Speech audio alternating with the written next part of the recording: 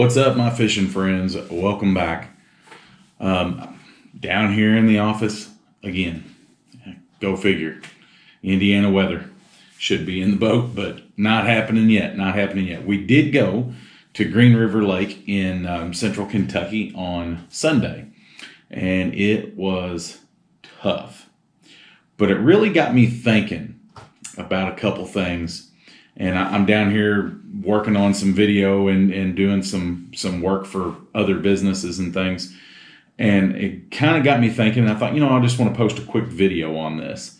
I saw a lot of suspended fish, and it was the second day after a cold front, and the fish were positioned kind of out off the end of some of these points in the mouths of the pockets, where the ditch of the pocket, and I got another video coming up that's going to break that down a little bit, but the ditch from the pocket meets the 2 points on each side where they really taper out, and it kind of makes just a little intersection of 2 different points, and also the ditch running out of the pocket. And the fish were positioned perfectly on those areas and suspended, and I made long cast at them, Alabama rig, single swim bait, jerk bait. I tried just about everything I knew to throw at them. I moved in on top of them, Demiki rig, drop shot straight down over top of them, and ended up catching one, but struggled to catch that one at that. But it really got me thinking, man, I'm using my 2D sonar, and I can see fish, and I'm not the best at it in the world, but I kind of know how to do it. And my down scan, and of course my 360, and I've been all about the 360, and I think it's fantastic. But it really got me thinking, maybe I need live scope. And I never thought I'd hear myself say that, because it just doesn't fit my style. But when I see all these fish that I can't catch, man, it just drives me crazy. And I started thinking, with Hunter fishing with me all the time, and with him growing up, and wanting to fish high school and potentially college fishing one day, or whatever he decides to do, would it be wrong of me to pull the technology away from him and teach him the old school traditional ways that I grew up, where if you see it, you cast at it, just target fishing? And I've evolved from that as far as I can fish offshore and different things, but traditionally target fishing. Am I in the wrong for trying to take the technology away from him and not let him learn that? Or because he has grown up in this technologically driven world, which has now become technologically driven in the fishing industry, electronics driven, I feel like I'm doing him an injustice by not getting it, so that he can learn it. Because I don't think it's let's clear this up right here. There's a lot of misconceptions with forward-facing sonar, and I don't have it. But I'm going to tell you what I do know about it. They don't jump in the boat. Go spend you $1,500 on a transducer, and the black box if you get the Garmin, or whatever, whichever one you get. They're all, to me, they're all about the same. Go spend the money on that and tell me how many bass jump in your live well. You still got to find them. You still got to catch them. Now, it is a tool, in my opinion, that if you don't live and die by the sword, that tool can be very useful in certain gameplay situations. For instance, on Sunday, I see suspended fish that I cannot get to bite. Can I pull up on those fish, make a few casts, look and see what their mood is, and figure out whether I can catch them or not? And if I can't get them to react the way I want to in the first 5 or 10 minutes, then I can move on to the next group of fish and not sit there for 40 minutes trying to get these fish to bite. I think it comes down to saving you time. I think it helps you read which fish are catchable. But when it comes down to it, would I rather be up on the bank throwing a jerk bait, crankbait? Absolutely. But there's a time when post-front situations, especially, when that might not be enough in a tournament situation to put enough fish in the boat for you to have a chance to win or cut a check or even catch 5. In the Midwest, 5 are hard to come by, boys and girls. I mean, hard to come by. That being said, I think it's just a tool. And so I say this, maybe Randy Blaukat has got it right on some things and a little wrong on some others. I don't think it's going to ruin our lakes. I don't think it's going to ruin the fishing industry. I do have a few problems with it, and I'll get into those in a second. But if most of these pros are, that use it, you're not seeing them use it every day, all day long. It is certain situations that play, and you have to know when and when not to turn it on. And that's what it comes down to. And I think that's where I can use it to my advantage in certain situations. And I feel like that I might be flip-flopping on my stance of forward-facing sonar just a little bit. And I think I'm going to go ahead and buy it, as much as I hate to say that. But I think that you evolve with it, or you get left behind to an extent.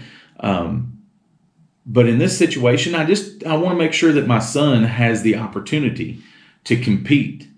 And if that helps him compete, I'm all for it. But I think only in certain situations. Where I'm really concerned is what this boom has done to the youth of the sport. All these guys running 3 graphs at their console now, 3 graphs at the bow, sometimes 4 graphs at the bow. You're talking about 6 graphs on your boat, forward-facing sonar, Humminbird 360, all the modern advancements, and that's great. But these are the heroes of the sport for these young kids up and coming, and they think, because they want to emulate the pros that they see on TV, they think that you have to have that to be successful. And I see this, guys. I fish lots of youth tournaments with my son, and I see this. Lots of these kids, most of these kids, believe that you got to have that $70,000, $80,000 bass boat. You got to have the $70,000 tow rig, and you got to have $20,000 in electronics to be successful. And that's just not the case. You can have all that and be completely unsuccessful. I'm living proof. I mean, I have a lot of that stuff, and I'm not winning tournaments every weekend. I love to fish. I love the competition. And apparently I love getting my butt kicked. But you know what? I put my head down and I keep trying and I keep trying to learn. And that's the main thing, is learning. And I'm afraid what we're going to see with these kids, it's like we see it now in the construction industry. If these younger generation, if their phone don't tell them how to do it, they can't do it. Directions to get somewhere, not happening. They cannot do it without GPS, without Google Maps. Most of them, you give them verbal directions, they'll have no way. They can't do it. I see it every day. The younger generation, are they going to be able to pull that audible and run to the back of a creek and know how fish position on the ends of laydowns when they're pulling a little water and the fish slide out to the ends? Are they going to know that? Or do they have to have that graph show them? That's where I have a problem with it. I feel like that it creates a lot of false promise. And kudos to Humminbird, Lowrance, Garmin for their marketing, because that's exactly what they've done. That is their marketing ploy, is to create that image that you can't fish without it. And I feel like kids are going to miss out on a lot. So I think that's where Randy Blaukat has it right, is that kids and all fishermen, they're going to miss out on the whole experience. And you learn so much when you're tuned in to what's going on around you. And I feel like some of these kids are going to start out without that. Now, me, because I'm pretty much understand that I want to use it as a tool, but I don't want to live and die by the sword. That's not how we're going to fish. That's not how My son's going to fish.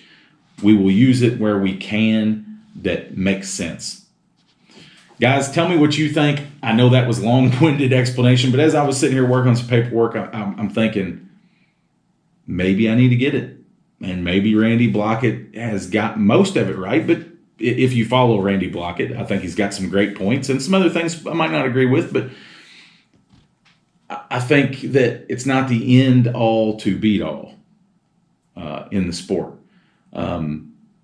But I also worry about the false expectation and what we're setting these kids up for. Financially, big investments. And kids just need to fish. They need to get out and fish and just catch fish and experience the joy that it brings. We don't need robots out there on the front deck of their boats. We need kids to get the full enjoyment. So that's what I have to say about it, guys. Like it, love it, hate it, whatever. That's okay. That's okay. But tell me what you think in the comments, how you feel. I think sometimes you throw that out there and you see if it sticks on the wall, and some people agree with you and some people think you're a complete moron. I already know that, so you ain't gonna hurt my feelings. But tell me what you guys think. If you agree, disagree, or are indifferent. Just a little food for thought. You all have a great day, and we will see you on the next one.